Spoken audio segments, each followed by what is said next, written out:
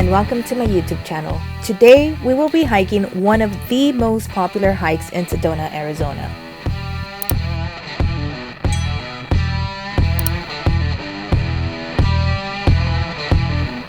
The Devil's Bridge is the largest natural sandstone arch in the Sedona area, and it is a 50-foot high arch surrounded by beautiful scenery. The Devil's Bridge Trail is located in the Coconino National Forest, and it is located 7 miles from Uptown Sedona, also known as Main Street District.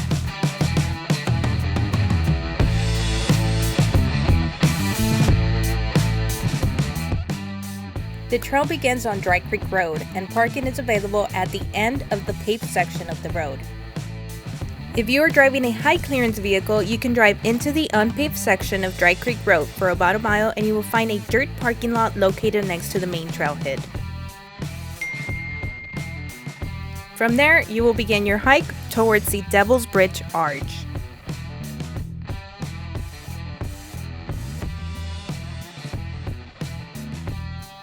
Here is some important information to know prior to going on this hike. You will need to purchase a pass for this hike. Passes are available at the Visitor Center, entry booths, and any local store. There are 3 different passes available. You can purchase a day pass for $5, weekly pass for $15, or an annual pass for $20. The pass is to be displayed in your car while parked at the trailhead. This hike is about 4 miles round trip if your starting point is at the end of the paved section of Dry Creek Road. If you are starting from the main trailhead, this hike is about 2 miles round trip.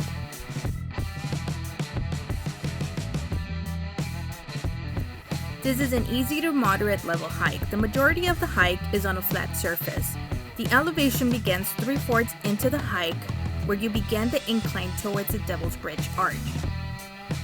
The total elevation gain is about 400 feet. And lastly, remember to get there early because this is a popular hike and parking is limited.